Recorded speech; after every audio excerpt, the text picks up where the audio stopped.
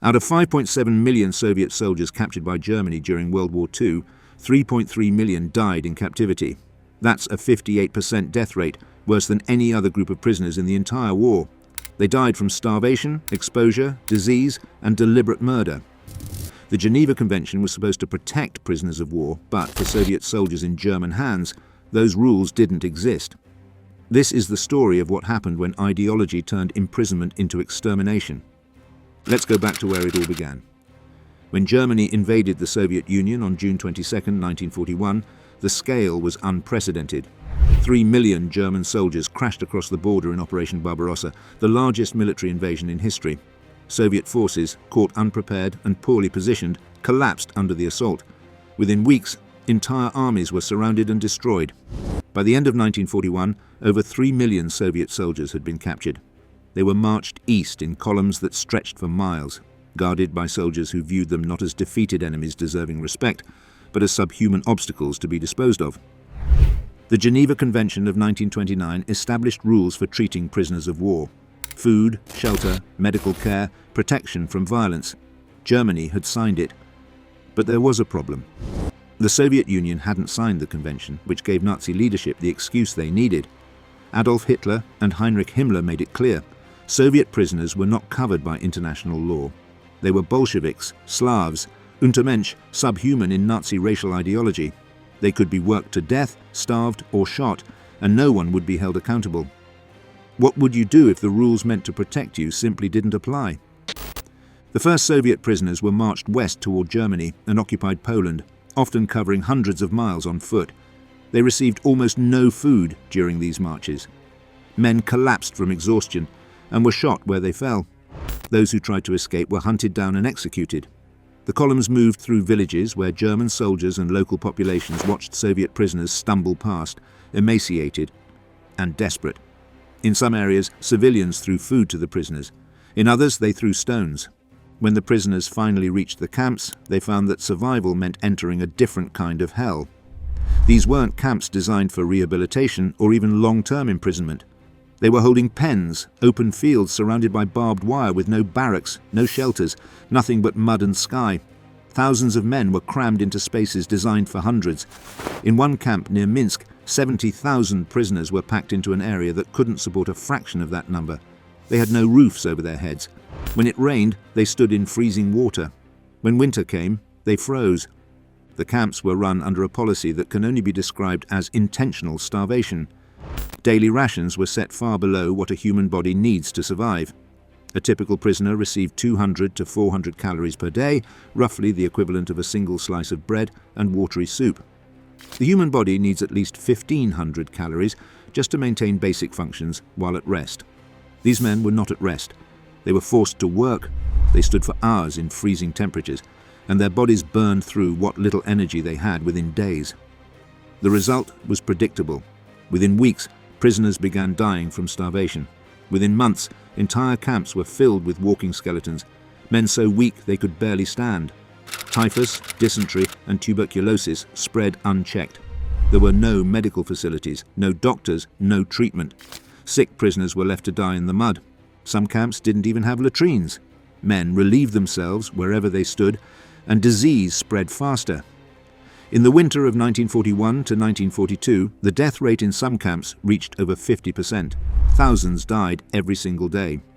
Guards made no effort to bury the dead properly. Bodies were stacked in pits or left in the open until mass graves could be dug. Prisoners were sometimes forced to carry their dead comrades to these pits, knowing they'd likely join them soon. Then there was the forced labor.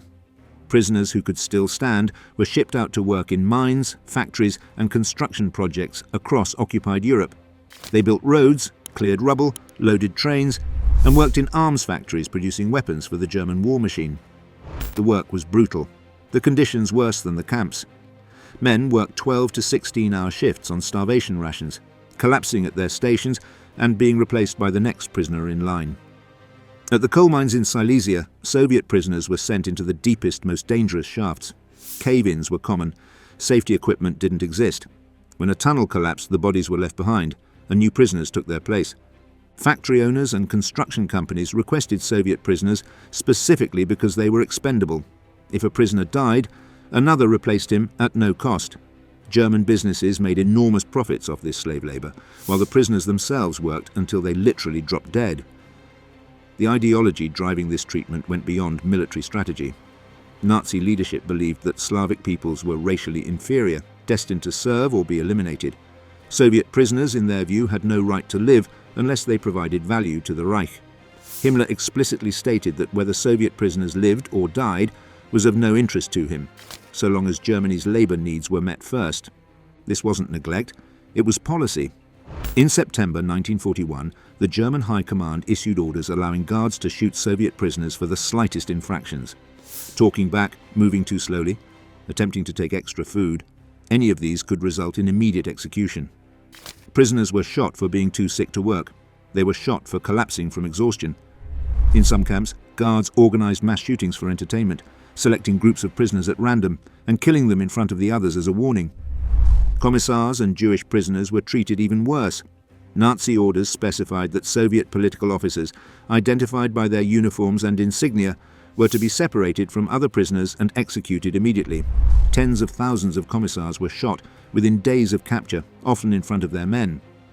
Jewish soldiers in Soviet uniforms faced the same fate. The Einsatzgruppen, mobile killing squads that followed the German army into Soviet territory, systematically murdered Jewish prisoners alongside Jewish civilians. For these men, capture didn't mean imprisonment. It meant death, fast or slow, but certain. By the end of 1942, the death toll among Soviet prisoners had reached catastrophic levels. The German military itself began to realize that killing prisoners faster than they could be exploited was wasteful. Orders were issued to improve conditions slightly, not out of humanity, but because dead prisoners couldn't work. Rations were increased marginally in some camps. Medical care, still almost non-existent, was provided to prisoners deemed useful. But for the vast majority, nothing changed. The camps remained death traps. Survival in these conditions required more than luck. Prisoners who lasted longer often did so by forming small groups, sharing scraps of food, and protecting each other from the cold. Some bartered with guards, trading wedding rings or family heirlooms for an extra piece of bread. Others volunteered for the most dangerous work details, gambling that the extra rations given to laborers might keep them alive one more day. Many prisoners didn't survive long enough to develop these strategies. The weakest died within the first month. The strong lasted longer, but not by much. The camps stayed operational throughout the war, their populations constantly replenished by new captures from the Eastern Front. By 1943, Germany was losing the war, but the treatment of Soviet prisoners didn't improve. If anything, it worsened. Resources that might have gone to feeding prisoners were diverted to the Wehrmacht. Guards became more brutal as the war turned against Germany, taking out their frustrations on the men under their control. When the war finally ended in May 1945, Allied forces liberated the camps and found scenes that defied comprehension. Survivors weighed 70 to 80 pounds, their bodies skeletal, their eyes hollow. Entire camps were filled with unburied corpses. The liberators documented what they found, but the scale of the atrocity was so immense it took years to fully understand. Out of 5.7 million Soviet soldiers captured during the war, 3.3 million died in German captivity. That's nearly 60%, a death rate unmatched by any other group of prisoners. By comparison, only 4% of British and American prisoners held by Germany died in captivity. The difference wasn't accidental. It was the result of deliberate policy driven by Nazi racial ideology and a total disregard for human life. What do you think drove ordinary soldiers to enforce such brutal policies? Let us know in the comments below. If this story left an impact on you, don't forget to hit that subscribe button for more untold stories like this. We'll see you in the next one.